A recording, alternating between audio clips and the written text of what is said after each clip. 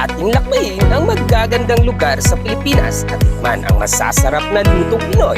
Ito lang sa Ganda Dito Pinas kasama si Papay Chard. Magandang umaga sa lahat and welcome dito sa ating programang Ganda Dito Pinas. Kasama niyo po ako, Papay Chard. Don't forget also to follow our Facebook page, Ganda Dito Pinas, and Papay Chard. Meron din po tayo sa YouTube, that is Ganda Dito Pinas. So, most of us, kasama po yung kanilang pamilya. Kasi ngayon, most especially sa government agency, wala pong trabaho ngayon every Saturday and Sunday. Except doon sa mga frontliners natin like hospital and mga sundalo, mga pulis, yung nagbabantay sa ating pang-araw-araw na seguridad. So, naka-duty po sila ngayon, naka-standby po sila ngayon to make sure na peaceful po yung day-to-day living natin. Yung, they are trying to make our community in order. And doon sa mga nagtatrabaho po ngayon, honestly, every Saturday, meron ding nagtatrabaho ngayon sa mga supermarket, sa mga palengke. And shout out pala ako doon sa mga mga nagtitinda, yung mga vendor natin. Yung mga nasa palengke po, araw-araw po yan bumabangon ng maaga. I still remember na kami ay may pwesto pa sa public market. Yung nanay ko gumigising ng maaga at nagpe-prepare kung ano yung mga kakailanganin namin bilang kami estudyante. After noon, nung makapasok na kami sa paaralan, that's the time yung mama ko pumupunta na sa palengke. And then umuwi yung mama ko 7 p.m. kasi mahalaga po ang bawat sentimong kikitain. Kahit gulay yung debenta namin, napaka-importante kasi nasa vegetable section kami. And then later on, nag-divert kami to dried fish. So nagtitinda kami ng dried fish at saka yung tawag doon sa Bisaya, yung ginamos. I don't know anong tawag doon sa Tagalog. Ginamos in Bisaya at saka yung tuyo. In Bisaya, bulad. So yun po yun. And yung experience ko during my elementary and high school time, na experience ko din yung magbenta ng gulay. Yung tumutulong sa magulang every weekend, every walang pasok. So noon sumasama ako sa town, yung sa city namin, para mamili ng mga ibebenta namin na vegetable doon sa tinatawag na bagsakan. And yung time na yun, enjoy kasi mostly pag pumupunta kami ng town sa palengke, binibilhan ako ng mama ko ng ice cream. Masarap yung ice cream noon, yung malaki. So after noon, bumibili kami ng mga repolyo, mga talong. And later on, nung nagbenta kami ng tuyo, doon kami pumupunta sa may Monteverde sa Davao. Yun, malapit lang yun sa Uyanggurin. So doon kami namimili ng mga tuyo. So klase-klaseng tuyo.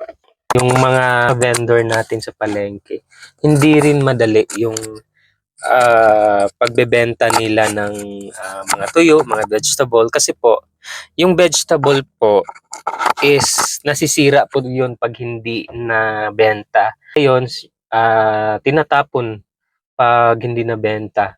Mostly sa mga vendor is umuwi ng 7 to 8 kasi mahalaga po sa kanila yung mabenta yung mga vegetable. Alam niyo po, yung mga kababayan natin na mga vendor, nangungutang din yan ng kapital. Yung mama ko noon, nangungutang siya sa mga Bombay. Yung interest nila is 20% plus may item pa. Saluduhan po natin sila. Saluduhan din po natin yung mga gumigising ng maaga para po mabuhay ang kanilang pamilya, magkaroon ng pagkain sa hapag.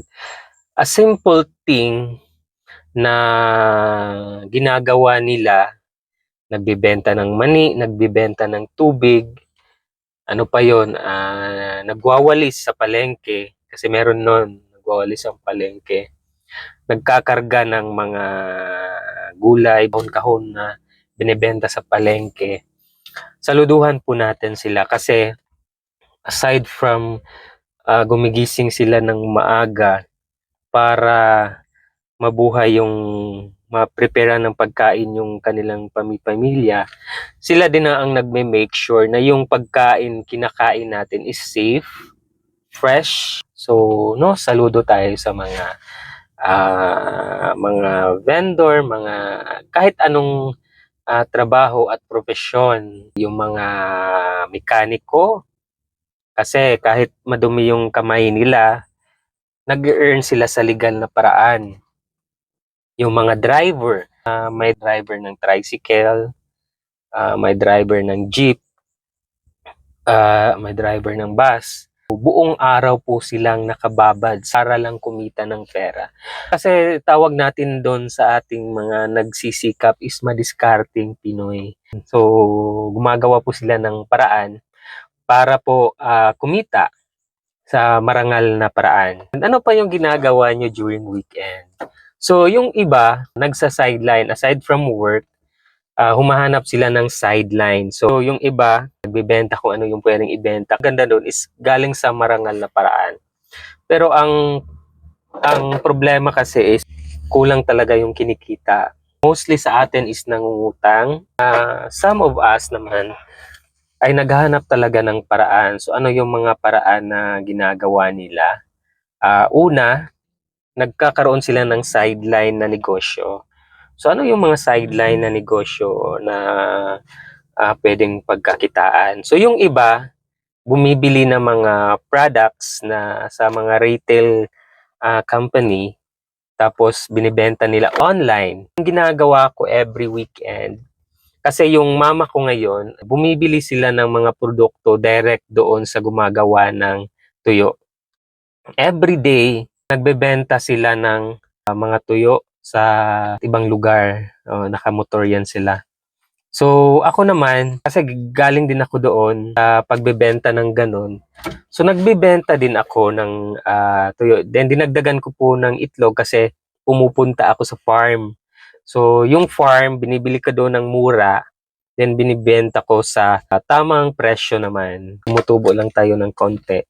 Free delivery. Doon, sinasabi ko kung magkano yung presyo. Aside from that, naghahanap pa din ako ng mapagkakakitaan. Kasi po, sa buhay natin ngayon, kasi may mga pangarap tayo para sa pamilya natin. Correct me if I'm wrong, lahat tayo is may mga pinaplano para sa ating pamilya.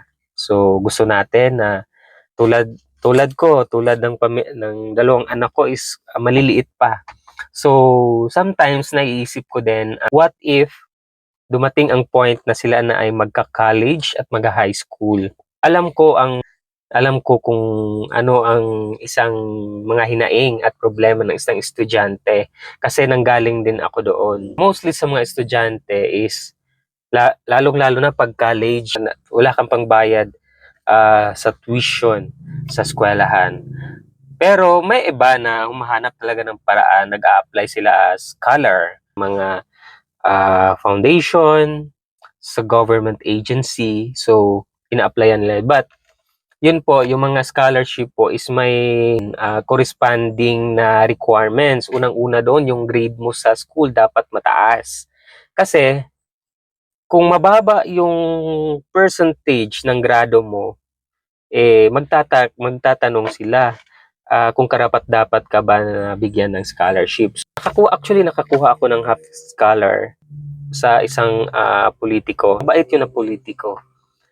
At the same time po, tumutulong ako sa nanay ko na palengke para may pangbaon din.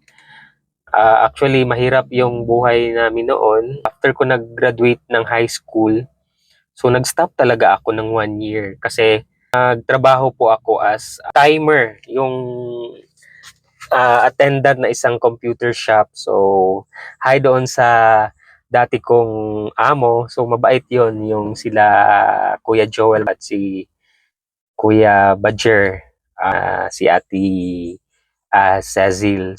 Mababait yun sila. So, sila yung naging dahilan kung bakit ako nakapag-ipon para makapag-aral sa college. Yung time nung high school, naalala ko, hapon yung klase namin. Then sa umaga nagbabantay ako doon sa tindahan namin kasi yung mama ko pumunta ng downtown para mamili ng additional products na ibebenta namin, additional na tuyo na ibebenta namin. So, ang nangyari, ako talaga yung kasi ako ang may alam ng price.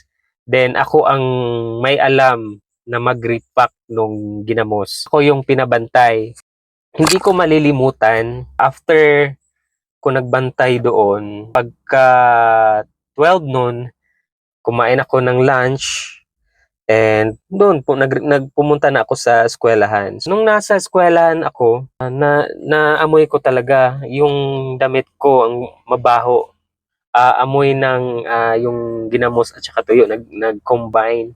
Yun yung mga memorable moments. Pero marangal kasi dahil doon, nagkaroon ako ng baon, and then pag may project ako na gusto kong bilhin, nabibili ko. So, yun lang naman yung advantage noon nung madiskarte ka. So, yun yung ina-apply ko ngayon. Kahit may trabaho na ako, nung nasa DSWD pa ako, after ko mag-out ng trabaho, pumupunta ako doon kung sa Manila, yun, Divisoria. Sa amin is Uyanggo rin, doon sa Chinatown. Bumibili ako ng mga plastic wares, mga damit, and yung mga lalagyan ng plato, bumibili ako. Tapos binibenta ko doon sa tindahan namin sa public market. And then, pumasok din ako nung nahanap ko yung Eureka na yung mga burner, electric fan, at saka yung may plancha pa noon. So, humili ako doon ng wholesale. Tapos ibidenta ko yung diskarte ko sa buhay. No? Medyo kumita ako, pero hindi naman yun kalakihan kasi naka full time kasi tayo sa trabaho. So, naka-focus tayo doon. And sideline lang yun kasi mostly sa atin may sideline. So, ano ba yung mga sideline job natin na hindi siya nakakaapekto sa trabaho natin. Ginagawa natin siya during weekend. May iba na may sideline, yung iba nga while having a job, yung regular job nila, nag-aahente po ng mga lupa. So, yun po yung ginagawa ng iba. Actually, hindi naman po masama iyon. Sa akin nga it is a preparation. What if kasi yung ginagawa mo is nag-succeed, lumakas yung benta, may pagkakataon ka na i-expand yon. So, pumatok siya, 'di ba, sa community yung ginagawa mo. Hindi natin alam, baka yun yung career path na tutunguhin mo, yung business. Kasi sa business kasi, very unlimited yung pwede mong kitain. And pwede rin na very unlimited yung loss mo. Pero nasa iyo yun kung paano mo gawing diskarte sa buhay. So, marami. Actually, yung iba nating mga kababayan dyan, gumagawa talaga ng paraan para mabuhay. Kasi, nandito kasi tayo sa mundo ng survival. And hindi pwede maging batugan. Kailangan mong magtrabaho, kailangan mong magsikap. Kasi, pag hindi mo ginawa yon, kasi pag hindi ka nagsikap, malaking problema yon kung hindi ka nagsikap. So, advice ko sa lahat na magsikap tayo na marangal nang wala tayong inaargabyadong tao. Yung kinikita natin is galing sa pinaghirapan natin, galing sa dugo at pawis natin. And at the same time, make balance kung ano yung buhay na meron ka. Kasi may pamilya ka din. Wag lang puro negosyo. kasi may pamilya ka rin. Bigay ka ng oras para sa iyong pamilya. Kasi din, yung pamilya mo, naghahanap din ng atensyon. So, yung atensyon at pagmamahal, wala kang time sa family kasi yung family mo, lalong-lalo na yung mga anak mo, is aasampu yun ng pagmamahal, atensyon at kalinga sa'yo bilang magulang. So, yun lamang po. And happy Saturday sa lahat. And I hope sa susunod na Sabado, sama-sama ulit tayo.